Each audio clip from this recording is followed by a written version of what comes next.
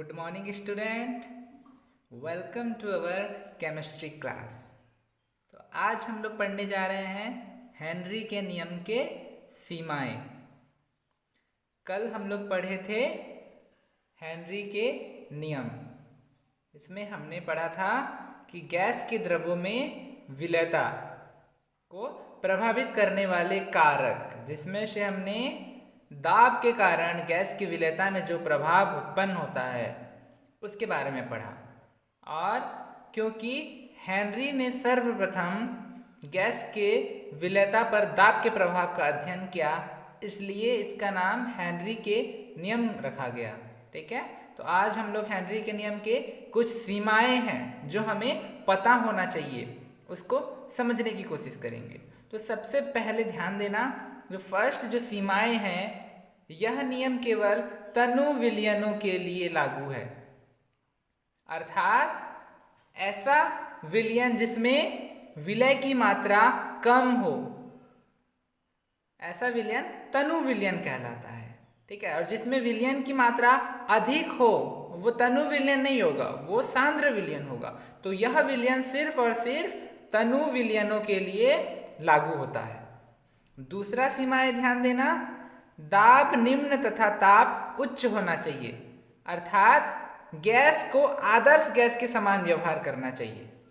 यह हमारा दूसरा सीमाएं है। तीसरा ध्यान देना, गैस को विलायक के साथ संयोग करके कोई यौगिक नहीं बनाना चाहिए, या संयोजन या वियोजन भी नहीं होना चाहिए।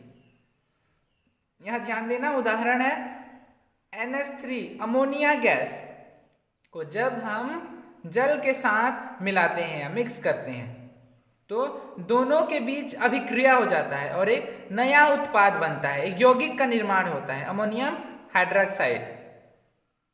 और फिर अमोनियम हाइड्रोक्साइड फिर से और जल में मिलाने पर ये वियोजित हो जाता है अपने आयनों में, अमोनियम धनायन तथा हाइड्रोक्साइड माइनस आयन। ऐसा नहीं होना चाहिए।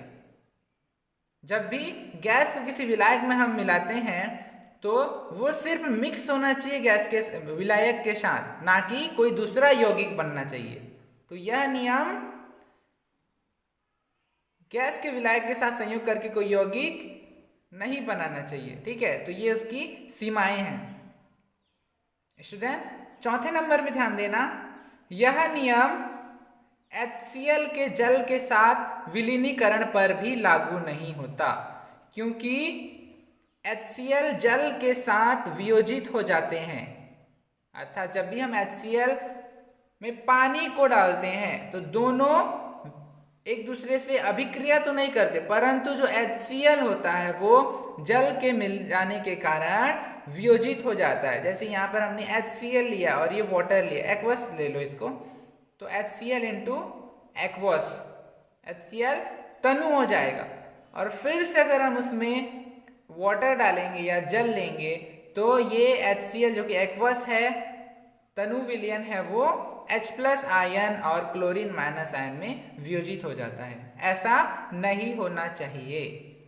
ठीक है, तो ये कुछ सीमाएं हैं जो कि हेनरी के नियम के हैं, जो हमें ध्यान होना चाहिए।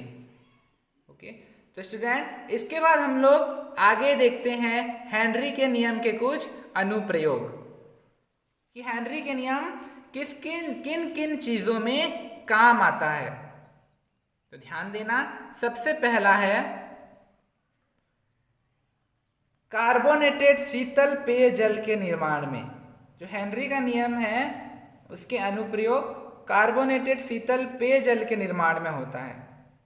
जैसे हम लोग कोल्ड ड्रिंक्स पीते हैं, कोको कोला, फैंटा, पेप्सी, जो भी सोडा वाटर, उसमें क्या होता है, कार्बन डाइऑक्साइड घुला रहता है।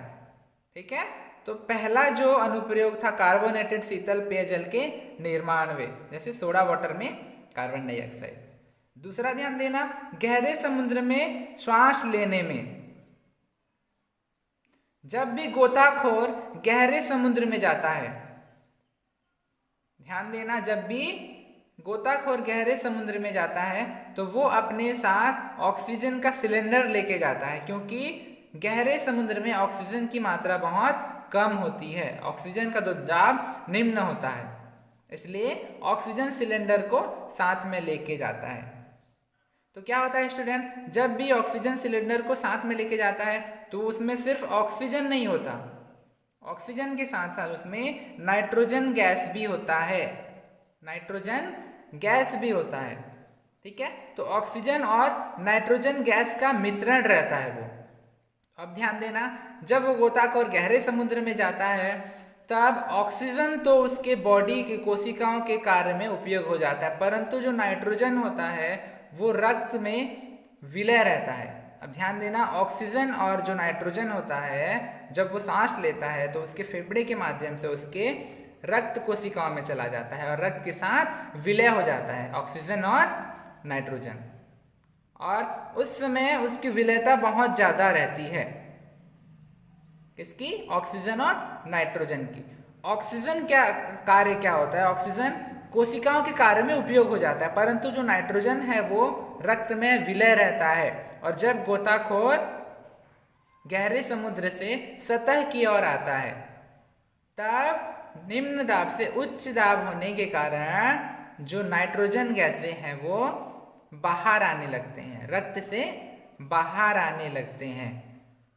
ठीक है, और वो बुलबुले के रूप में रक्त से बाहर आते हैं।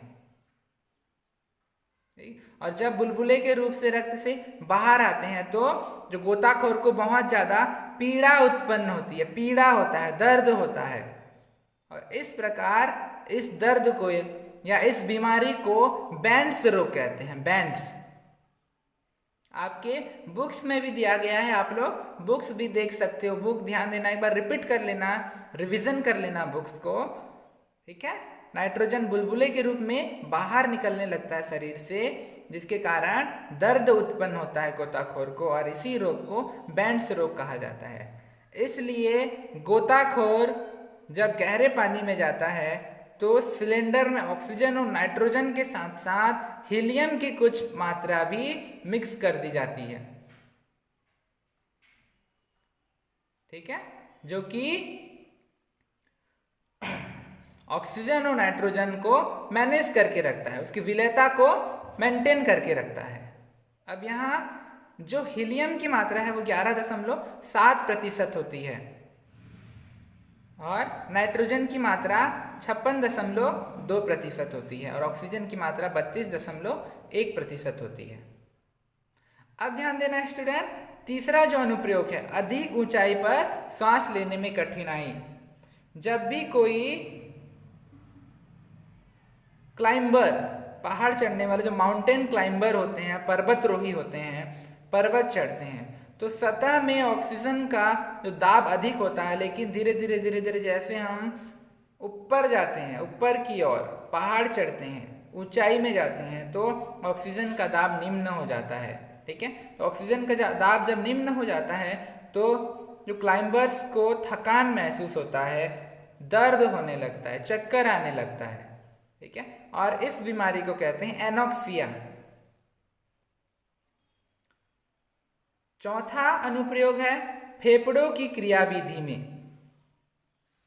ध्यान देना, फेफड़ों की क्रियाविधि में जब वायु फेफड़ों में प्रवेश करती है तब ऑक्सीजन की उच्च आंशिक दाब होता है। जब भी वायु जो है फेफड़ों में प्रवेश करती है उस समय ऑक्सीजन का दाब उच्च होता है, और दाब उच्च होने के कारण वो रक्त कोशिकाओं के रक्त के साथ पाए जाने वाले जो हीमोग्लोबिन्स होते हैं उस हीमोग्लोबिन के साथ जुड़ करके ऑक्सी हीमोग्लोबिन का निर्माण कर लेता है, ऑक्सी हीमोग्लोबिन बना लेता है।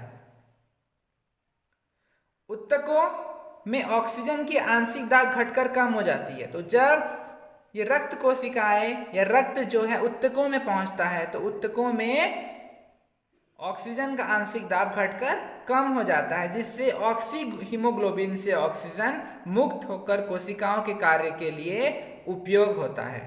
ठीक है, तो ये था स्टूडेंट हेनरी के नियम के कुछ अनुप्रयोग। Thank you.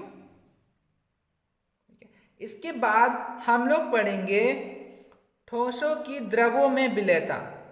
ठीक है, इससे पहले हम लोग देखे या पढ़ रहे थे गैसों की द्रवों में विलयता, और इसके बाद का टॉपिक हम लोग पढ़ेंगे ठोसों की द्रवों में विलयता। ठीक है।